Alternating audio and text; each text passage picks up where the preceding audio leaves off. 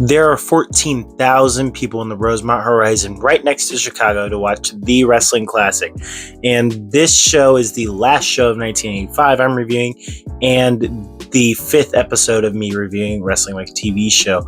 At the end of this, I will be telling you my rewards for 1985 and who was the best superstar, who had the best matches, and who had the best promos. This show has a 16-man elimination tournament along with a car giveaway and a WWF title match between Rowdy Roddy Piper and the champion Hulk Hogan. The Rolls Royce being given away on this show is really random. I won't be touching up on that a little much. I'll just say, oh, car giveaway happened. Cool, I don't care. So, anyways, jumping into the show, Vince McMahon is introducing the entire thing, as I said earlier. He goes over the 16-man elimination tournament. I will tell you who's all in that tournament when I get to each individual match. But he runs that whole tournament down, and then Lord Alfred Hayes is next to him, which, how does he still have a job? I think this is the last time we see him.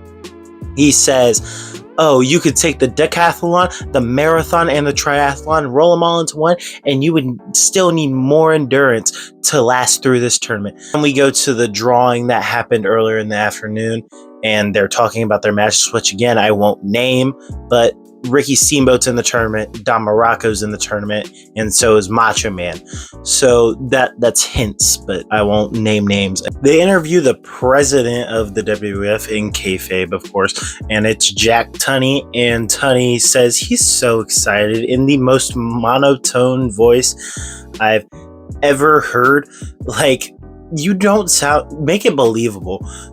Anyways, the actual first match is Adrian Adonis versus Corporal Kirchner. Adrian Adonis starts off in the ring with his manager Jimmy Hart, and then Corporal Kirchner comes down and he gets an extremely loud pop. Like, I guess he's the USA guy now that Sergeant Slaughter's gone and everything, but like, that's still, it's a really big pop. And then we get in the ring, they start the match, and Corporal Kirchner hits 2 arm drags and puts Adonis in a headlock. Eventually, Adonis is able to hit a back suplex to get out. He hits 2 bionic elbows to the head and snapmares him. It's a Stone Cold style pointed elbow on the mat, and then he puts him in a chinlock of his own. Now Kirchner is able to get out with some elbows in the corner once he backs him into there. He goes for a suplex, and this match ends abruptly as Adonis hits a DDT out of it, pins him, and wins clean. They go to the back. Jimmy Hart is extremely hyped about this win. Adrian Adonis says he's rewriting the books and he's going to win this tournament.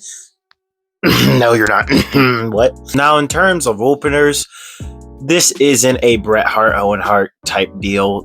We are not getting an amazing all-star 10 out of 10 opener here. It's serviceable, I guess. They kept it short. This match is 3 minutes and 21 seconds. 5 out of 10. There's nothing really I can do here. But anyways, this next match is actually really short. It's the Dynamite Kid versus Nikolai Volkov, and it is literally a drop kick from the Dynamite Kid after Volkov gets done singing his national anthem for the win. That was very quick, and it gets a 4 out of 10. Up next is Macho Man Randy Savage versus Ivan Putski. And Macho Man has an interview before this. He's saying, am I nervous? Yes, I'm nervous. Am I ready? Yes, I'm ready. He's going out there. He's hyper. That's what he says, at least. He's hyper. But he's ready. He's going to take over this Wrestling Classic and prove why he's the best wrestler in the world. And the match starts off with a lot of stalling from Savage on the outside. He's clearly scared of Ivan Putski. He comes in the ring. He's able to lock in a full Nelson. Putski breaks it easily, turns around and spits in his face. And they lock up again, and Putski still has the advantage. Macho Man is able to hit some elbows. However, it's Putski domination. This match isn't even remotely competitive until we get just a sliver of Macho Man offense in there. He's able to push Putski over, get some leverage from the middle rope, and win this match, which just happened out of nowhere. He did not have any offense during this match, but it's such a heelish way to win, and because Macho Man is a heel, it makes sense. So it gets a 5.3 out of 10. So we go back up to Vince McMahon and them, and Nikolai Volkov interrupts them because, as you remember earlier, he got drop kicked and lost immediately.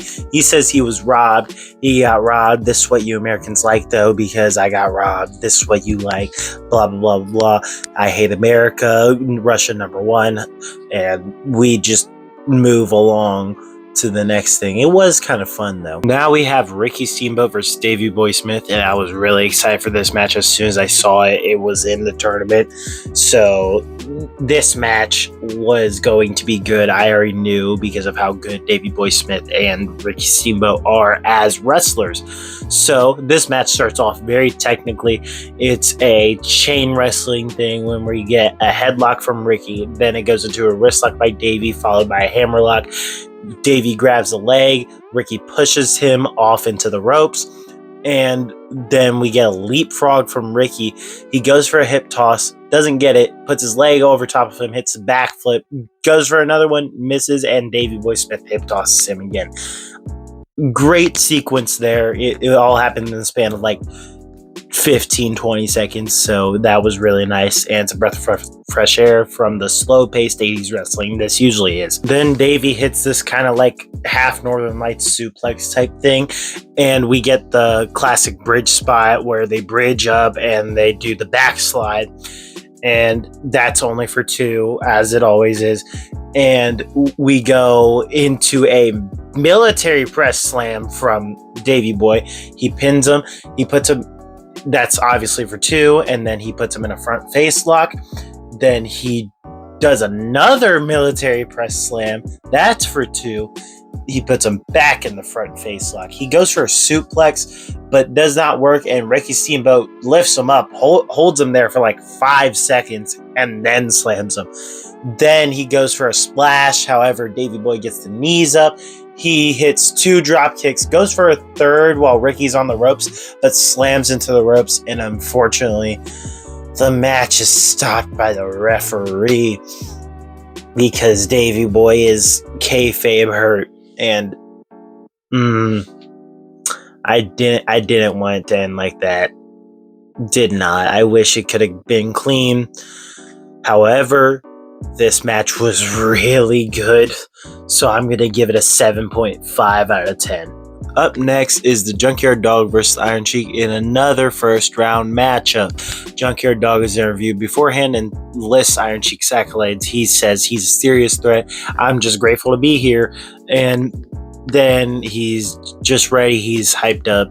Goes out to the ring, and Sheik attacks before the bell, and Junkyard Dog obviously gets out of it with, guess what? A headbutt. That is his offense and his offense only.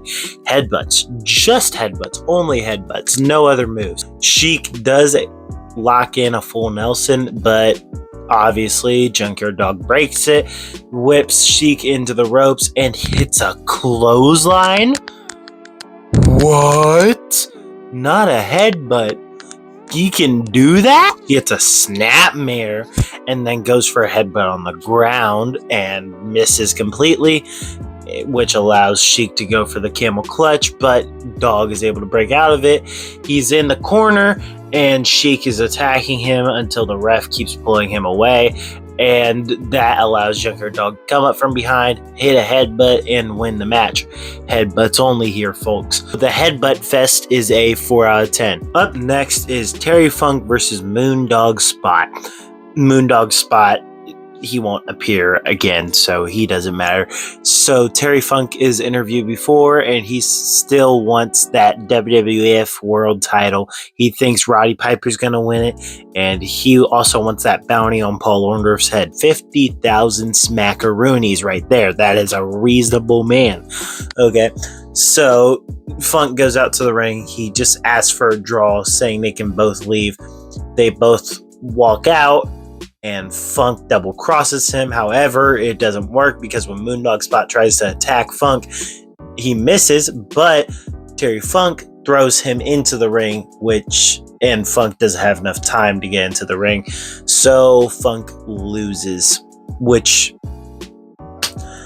This match was 27 seconds. I can't do much more than give it a very specific 2.7 out of 10.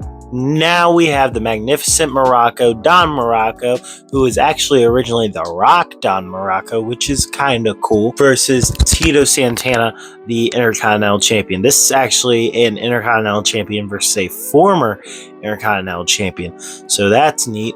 But before the match, Magnificent Morocco is like, to be the best, you gotta beat the best, and I am glad I am going against the Intercontinental Champion. It was a surprisingly babyface promo for a heel character, so cool. Now, this match feels very slow. I'm not even gonna really get in depth into it until the finish, but like, it just feels really slow to get through, and honestly, I don't like, it just doesn't feel worth the time to sit through it.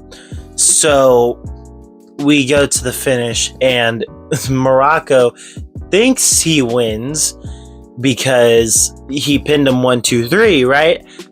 Tito Santana's foot was on the ropes, so Tito Santana just gets up, rolls him up, and wins. What type of finish is that?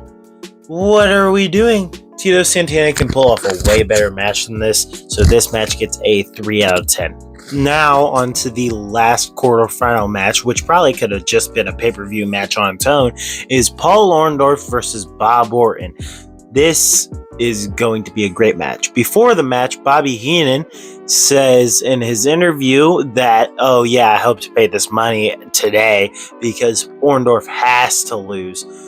And the commentators mentioned that they're not just paying for Orndorff to lose, they're paying so that way he can get maimed, he can get brutalized, he can get beaten. That's what they're looking for. So this match, I was expecting to be really good, but it's actually not, so I'm not going to go crazy in depth into it. But this whole thing, it's Paul Orndorff working on Bob Orton's injured arm that it's been injured forever now. It's been injured since WrestleMania. Like, dude, that was March. It's November. Like, heal something. That's an entire MLB season. You have time. Like, whatever. But he works that arm, and Bob Orton doesn't really necessarily work a body part, but he targets a lot of his stuff towards the head, but he doesn't really go for that. He goes for this like head scissors thing, and this spot is seen in both Paul Orndorff matches, which I think is weird, but whatever. Paul Orndorff rolls on his head, tries to escape. That's the same thing in both matches. I thought it was weird, but the finish of the match is stupid. Orton unloosens his cast for something and then bashes him over the head with it. The ref sees it. It's a DQ. I don't like DQs and countouts, people. Like, it is not fun to watch a DQ countout finish. But anyways, that is the last first round matchup. So now we are moving on to the quarterfinals. Finally! So up next is the first quarterfinal match. We have Adrian Adonis versus the Dynamite Kid. Now, the Dynamite Kid and Adrian Adonis have a decent match. This kind of shows off Dynamite Kid's good stuff that he has, and Adrian Adonis does a good job working the leg here for a little bit in this match, and it's well put together, don't get me wrong, but it's not anything spectacular. It's not the craziest match in the world. It's not a Kazuchika Okada Kenny Omega. We are not doing that here. It's okay. It's a solid match. I'm not going to complain about it too much. But at the same time, it's also just a little bland for my taste. So for Jimmy Hart yelling at his megaphone 20 billion times louder than he should, 4 out of 10. Up next, we have a Jesse Ventura interview, and he's talking about Macho Man because he got up and left in the middle of the match because the next match is Macho Man versus Ricky Steamboat. That's going to be a good match for those who know. He's talking about, oh yeah, 2 heads are better than 1, so 3 heads are definitely going to be that much more than 1, because him, Elizabeth, and Macho are working together against 1 Ricky Steamboat. Jesse Ventura is a huge Macho Man fan. He's a part of the club, the Macho Man fan club. Duh, me, I'm included too. Mean Gene also asks about his commentary and says, "Oh yeah, you're very biased and very prejudiced." And he says, "Never. I tell it like it is," while he's being a huge fan of Macho Man.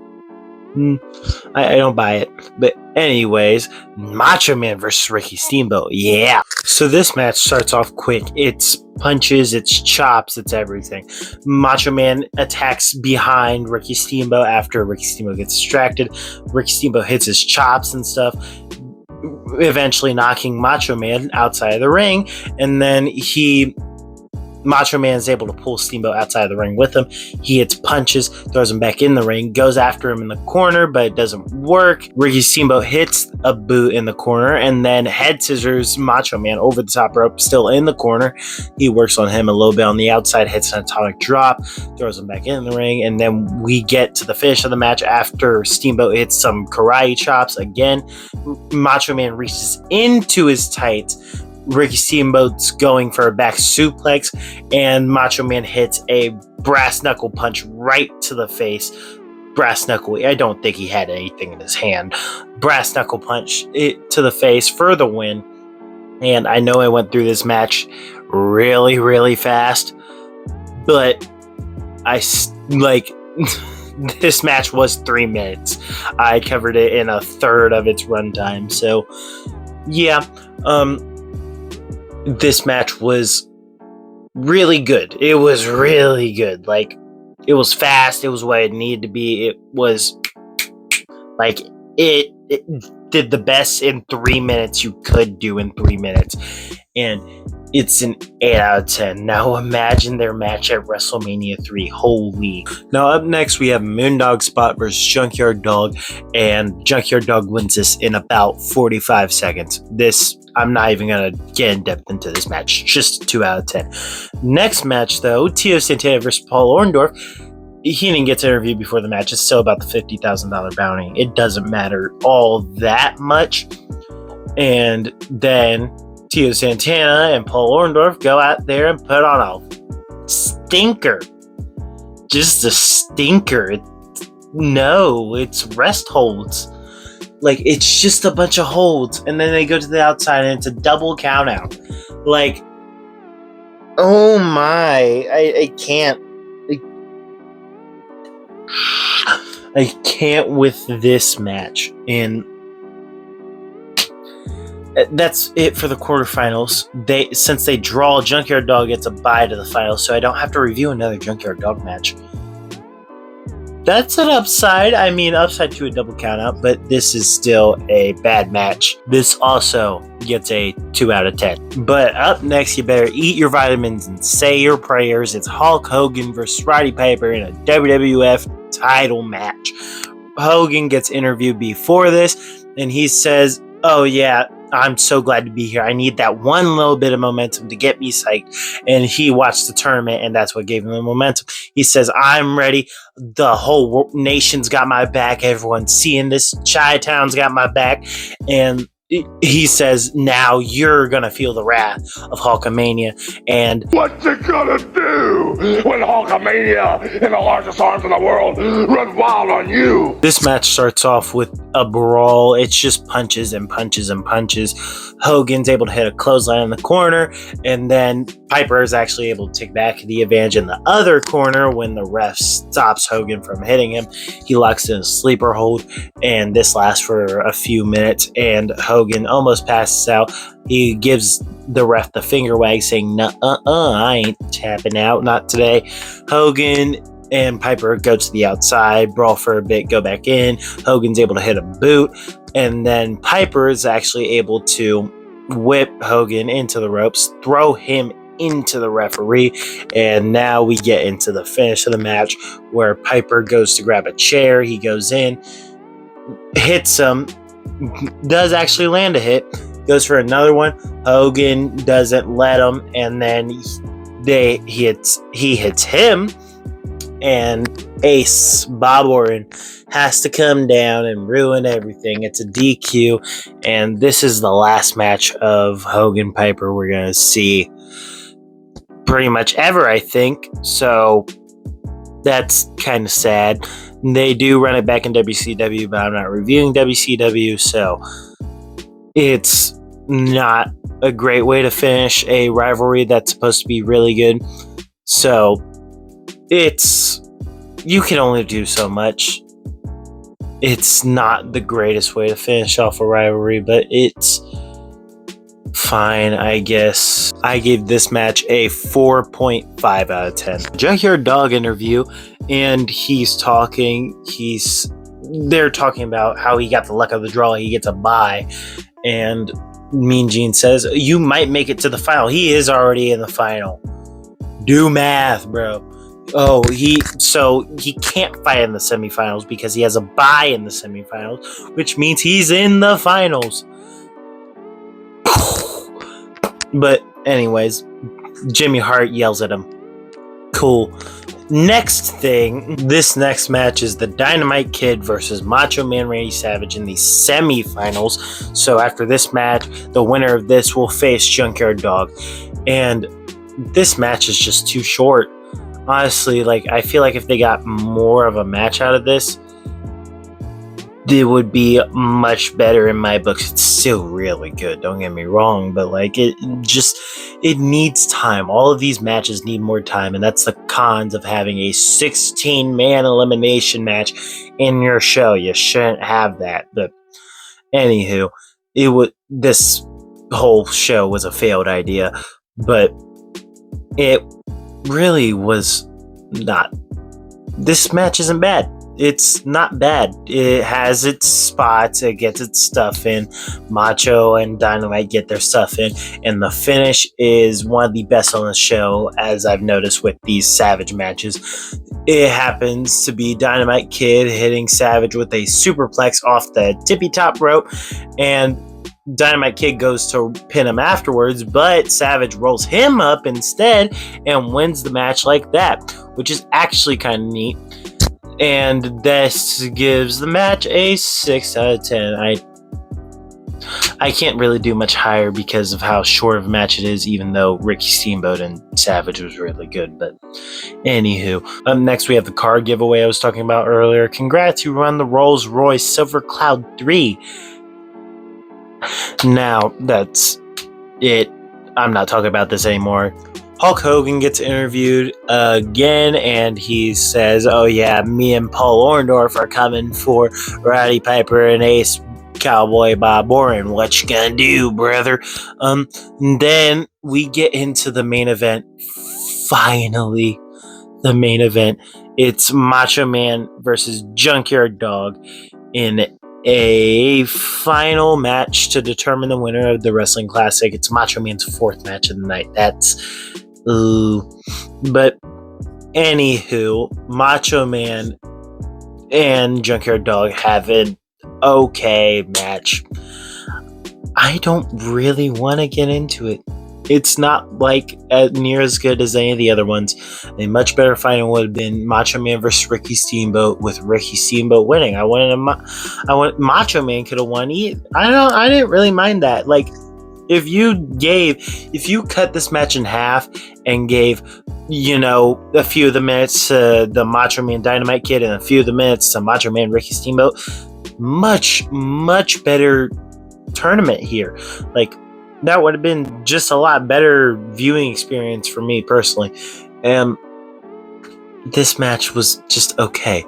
And guess how they end off the show? It's a count out. Junkyard Dog wins off a count out. What are we doing?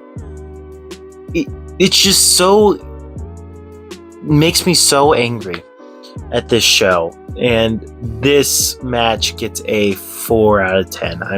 I can't do it. But for this show overall, Wrestling Classic was a big step for the WWF. It's the first pay-per-view, literally. So, huge step. It's not that good. Like, Macho Man is the MVP of the show. Ricky Steamboat's co-MVP of this show. Other than them, this show was just kind of it's not that good. It's a 3 out of 10. I hate to end 1985 that way, but that's all I can give it. It's a 3 out of 10. Like, it's not that good. I'm not really happy with it. But now that 1985 is over, let's get into the awards for 1985. Psych, before we get into the awards, we have to go over the Compass and Power Rankings. Compass stays the same. New names, Adrian Adonis, that's cool. Magnificent Morocco, again, cool. Whatever, doesn't really matter to me. They're going to be on there for a bit. Adrian Adonis will stick around for a bit, so yeah, he'll be on there for however long. And these matches are going to affect this actual Compass a lot because Ricky Steamboat's going to get a bump because his matches were really good on this show.